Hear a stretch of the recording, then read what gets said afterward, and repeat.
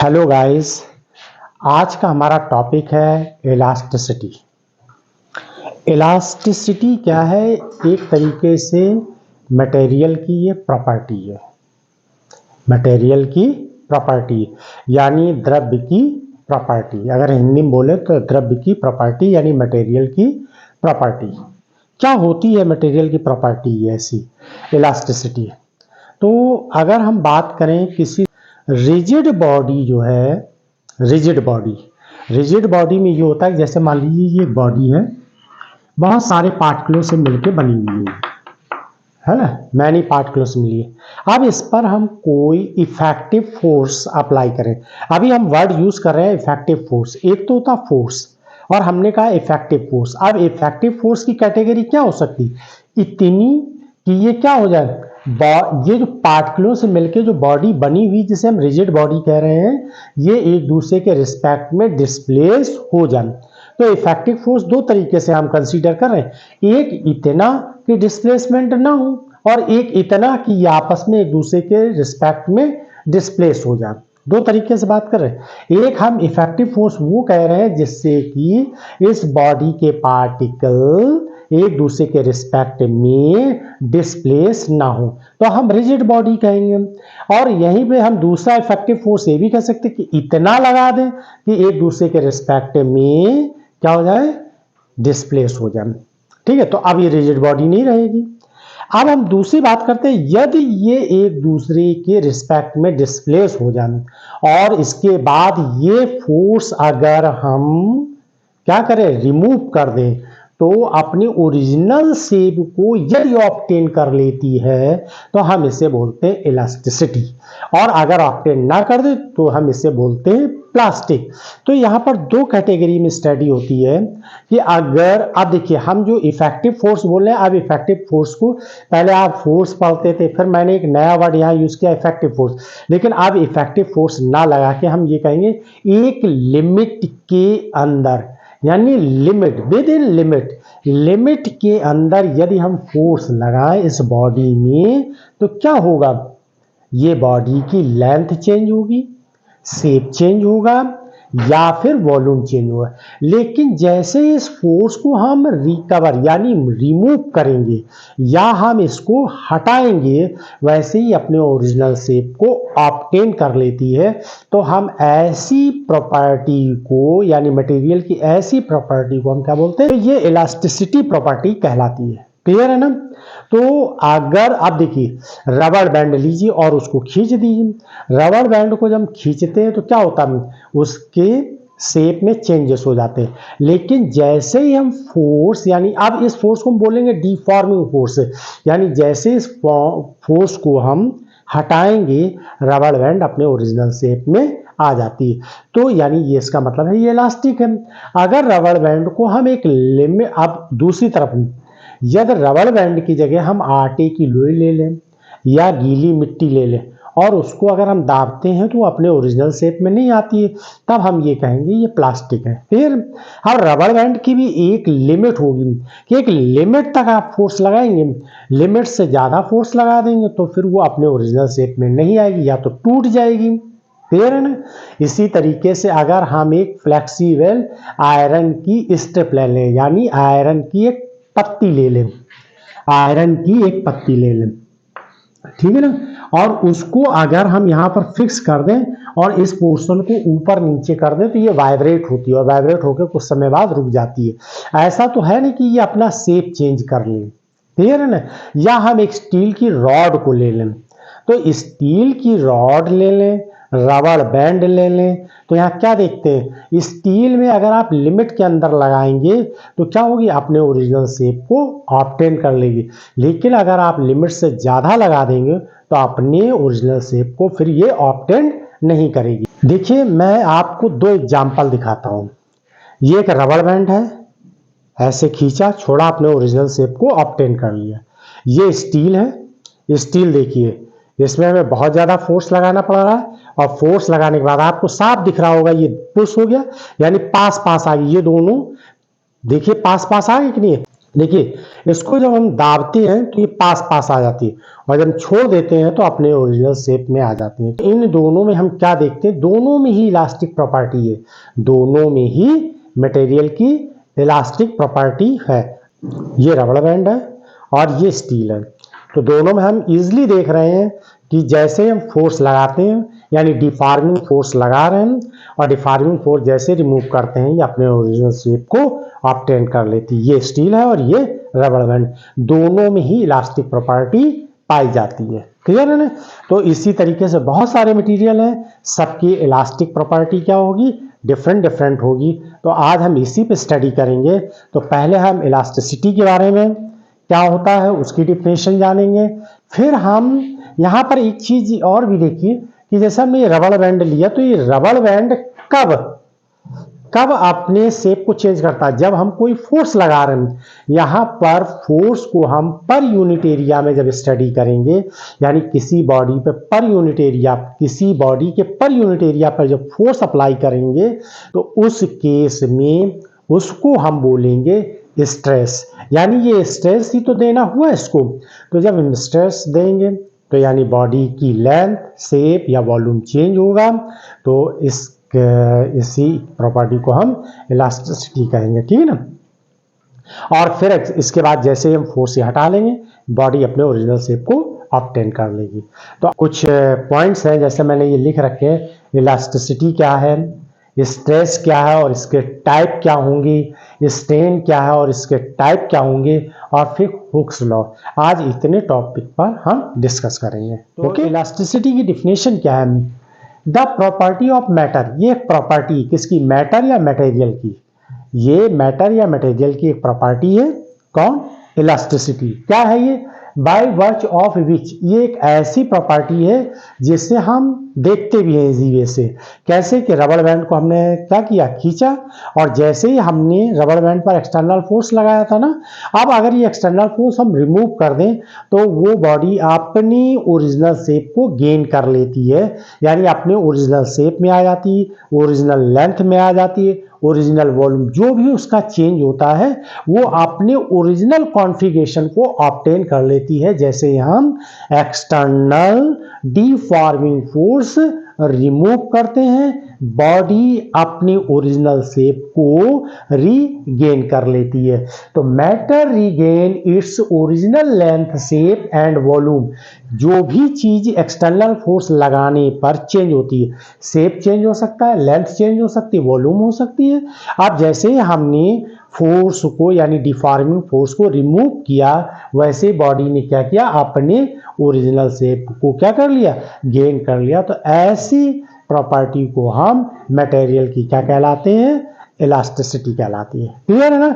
अब देखिए इसमें हम बार बार एक शब्द यूज कर रहे हैं, वो है एक्सटर्नल फोर्स। अब एक्सटर्नल फोर्स को हम बॉडी के ऊपर अप्लाई करेंगे, तो पर यूनिट एरिया पर जो एक्सटर्नल फोर्स जो अप्लाई करेंगे उसको हम बोलते हैं स्ट्रेस। अब स्ट्रेस से ही बॉडी कैसी होती है, बॉडी का शेप कैसा होता है, चेंज हो जाता है, यानी अपने कॉन्फ़िगरेशन को क्या कर देती, चेंज कर देती। लेकिन जैसे ही हम एक एक्सटर्नल फोर्स को रिमूव करते हैं, बॉडी अपने ओरिजिनल शेप में यानी अपने ओरिजिनल कॉन्फ़िगरेशन को ऑब्टेन कर लेती है। ठीक है ना? तो किसकी वजह से, यानी स्ट्रेस की वजह से। किसकी वजह से, स्ट्रेस की वजह से। स्ट्रेस की डिफिनीशन क्या होती है, स्ट्रेस की डिफिनेशन जैसा कि मैंने आपको बताया कि अगर हम किसी बॉडी पर एक्सटर्नल फोर्स अप्लाई करते हैं, और वो फोर्स कैसा होता है, एक्सटर्नल फोर्स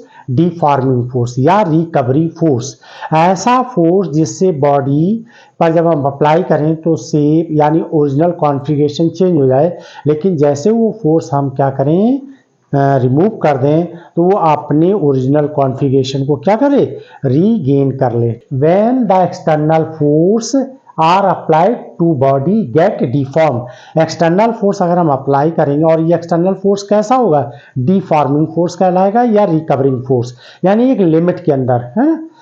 क्या है, when the external force are applied to body get deform, then at each cross section area of a body an internal force is develop, यानी इंटरनल पार्टिकलों के बीच में एक फोर्स डेवलप हो जाएगा जो उसको अपोज करेगा, जो हम एक्सटर्नल फोर्स लगाते हैं उसको अपोज करेगा। कौन सा? जब हम एक्सटर्नल फोर्स किसी बॉडी पर लगाएंगे तो इंटरनल पार्टिकलों का जो फोर्स है वो डेवलप हो जाएगा और वो अपोज करेगा किसके? एक्सटर्नल फोर्स को।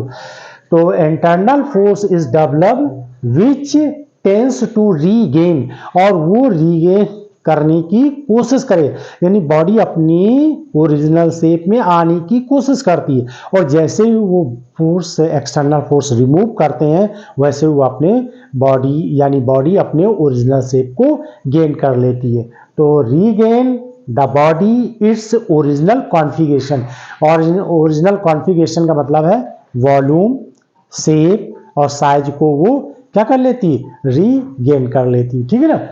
तो देखिए यहाँ पर शॉर्ट में भी आप बोल सकते हैं the deforming force per unit cross section area, इसे हम क्या बोलते हैं? Is called stress, is called stress.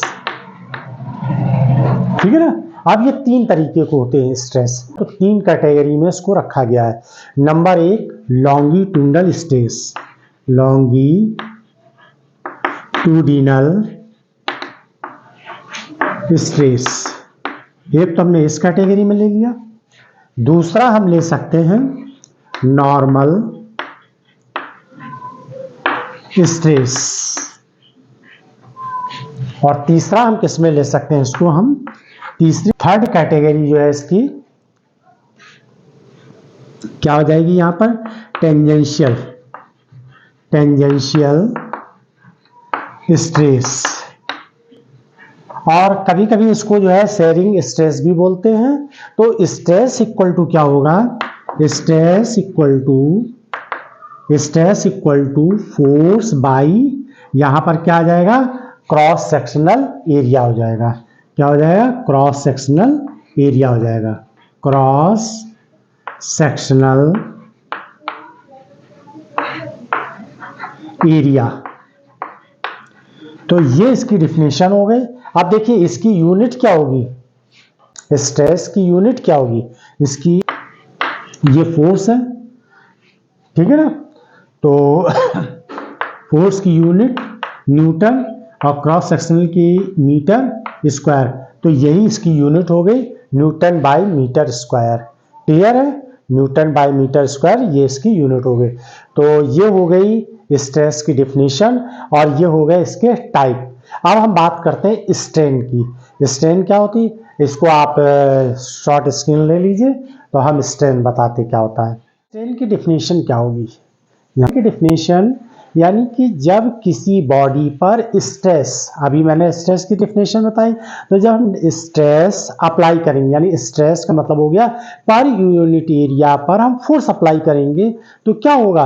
Body के कॉन्फ़िगरेशन में क्या हो जाएंगे? चेंजेस होंगे। कॉन्फ़िगरेशन जो चेंज हो जाएगा वो क्या होगा? लेंथ, शेप या वॉल्यूम, इन तीनों में से कोई एक चीज चेंज हो जाएगी। क्लियर है ना? तो व्हेन, अब डिफिनेशन क्या है? When deforming forces are applied to a body then body change configuration, body configuration change हो जाएगा, body का configuration change हो जाएगा, तो is called the strain। there are 3 type, ये 3 टाइप के होते हैं। जिस तरीके से स्ट्रेस 3 तरीके के होते हैं उसी तरीके से इसमें भी 3 टाइप हो जाएगा। नंबर 1 हम लिख लें इसको लॉन्गिट्यूडिनल स्ट्रेन, एक तो ये हो गया। दूसरा क्या हो जाएगा यहाँ पर? दूसरा हम यहाँ पर लिख सकते हैं इसको वॉल्यूम स्ट्रेन। सेकंड टाइप का हो जाएगा वॉल्यूम।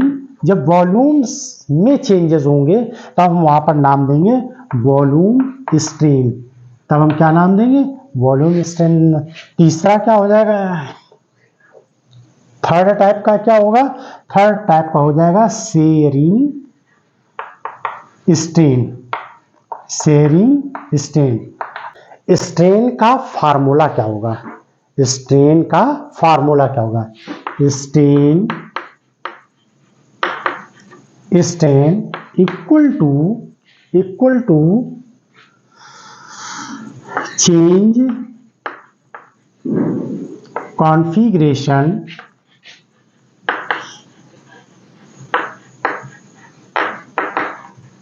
Upon original configuration.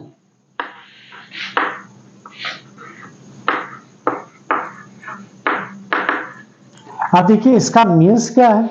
अगर हम बात करते हैं लॉन्गिट्यूडनल स्ट्रेन की, ये लॉन्गिट्यूडनल वन टाइप का है, तो इसमें देखिए इसमें क्या होता है, लेंथ चेंज होती है। तो यहां स्ट्रेन आ जाएगा longitudinal strain, longitudinal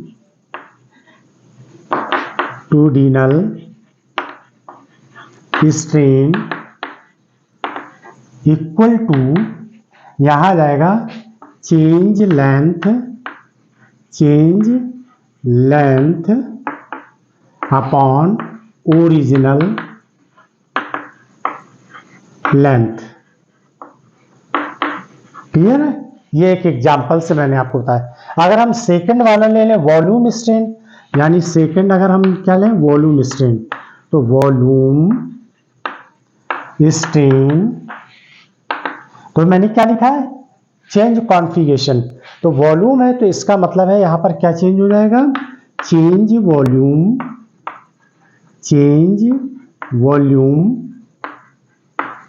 bye original volume,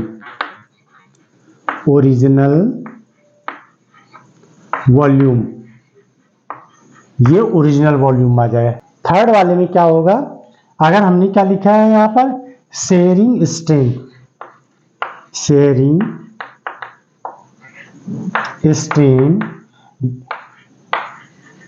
तो इस केस में क्या हो जाएगा, यहां पर हम डायग्राम से समझते हैं। से कोई एक सॉलिड ये फ्रेम ले लिया, मान लीजिए ये एक फ्रेम है, इस पर हमने एक फोर्स यहां पर अप्लाई किया, ये एक फोर्स अप्लाई किया, नीचे वाला हिस्सा क्या है, नीचे वाला सरफेस मैंने फिक्स कर दिया और ऊपर वाले सरफेस से एक फोर्स अप्लाई किया, तो ये वाली सरफेस क्या हो जाएगी, स्लिप हो जाएगी, इस तरीके से अपने शेप में चेंज कर लेगी।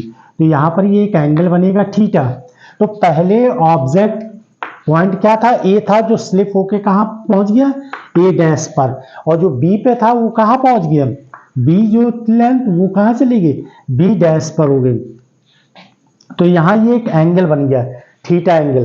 तो देखिए थीटा इक्वल टू, दरअसल टेन थीटा इक्वल टू होता है परपेंडिकुलर बाई बेस। देखो ये बेस है कि नहीं, ये बेस है, यानी ये ट्रायंगल है, राइट एंगल ट्रायंगल बन रहा है, ये बेस हो गया, ये परपेंडिकुलर हो गया, तो ए डैश बाई, ये क्या हो जाएगा यहां पर, ये अगर मान लीजिए कोई भी ओरिजिनल लेंथ है, ये क्या है change length L I, original length कितनी हो गई, ये हो गई, तो यहां पर ये आ जाएगा एल, यानी कि L by L, small L by capital L. इसको हम किससे रिप्रेजेंट करेंगे, शेयरिंग स्ट्रेन से रिप्रेजेंट करेंगे, और ये वैल्यू क्या हो जाएगी, थीटा हो जाएगी। क्लियर है ना। तो इस तरीके से ये थ्री टाइप की क्या हो जाती है, इनकी स्ट्रेन हो जाती है। क्लियर है। अब हुक्स लॉ क्या होता है, इसको आप उतार लीजिए। तो हुक्स लॉ आपको, हुक्स लॉ क्या है, हुक्स ने ये एक एक्सपेरिमेंट किया था और अपने एक्सपेरिमेंटल ऑब्जर्वेशन से जो है इलास्टिसिटी की प्रॉपर्टी को जो है यहाँ पर स्ट्रेस और स्ट्रेंस में को रिलेट किया था, यानी कि यहाँ पर एक रिलेशन डेवलप किया था और उसे एक्सपेरिमेंटल से ऑब्जर्व करके कब 1769 में उन्होंने एक एक्सपेरिमेंट किया और एक्सपेरिमेंट करके इसका ऑब्जर्वेशन जो किया उसका रिजल्ट यहाँ पर दिया।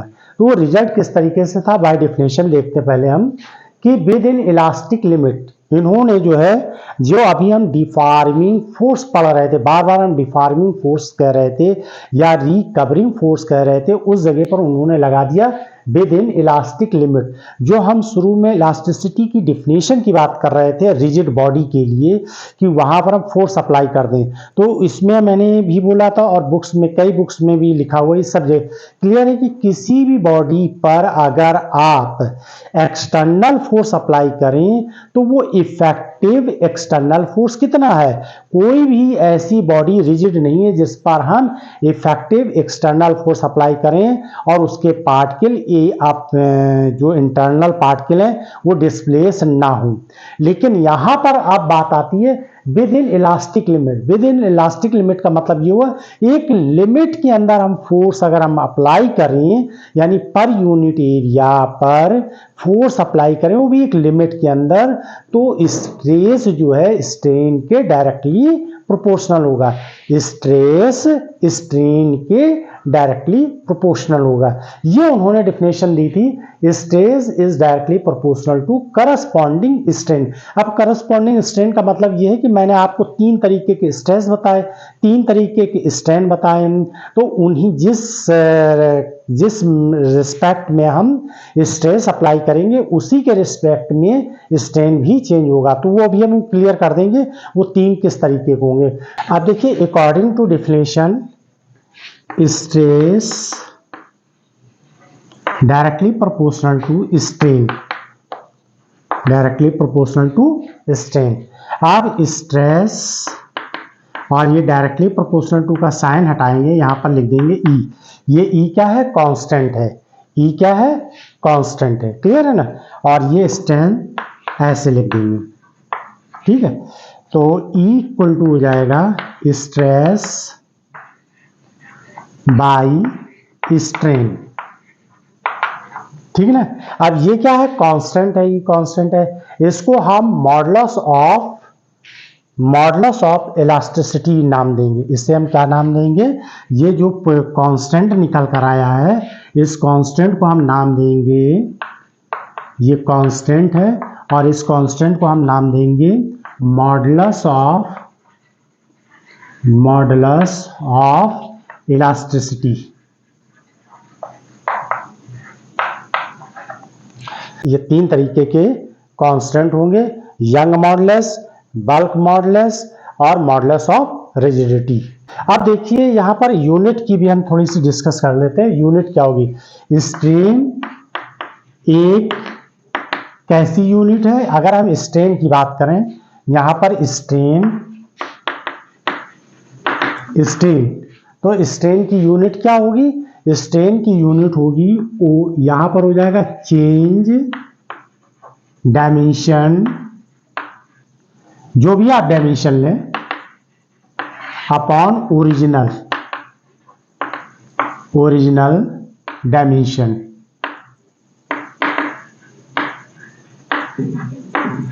ठीक है ना। तो यानी इसकी कोई यूनिट नहीं होगी, चाहे हम कॉन्फ़िगरेशन बोले या डायमेंशन बोले, तो इनमें तो कोई चेंजेस नहीं होगा। यानी यूनिट डायमेंशन, ये डायमेंशन लेस होगी।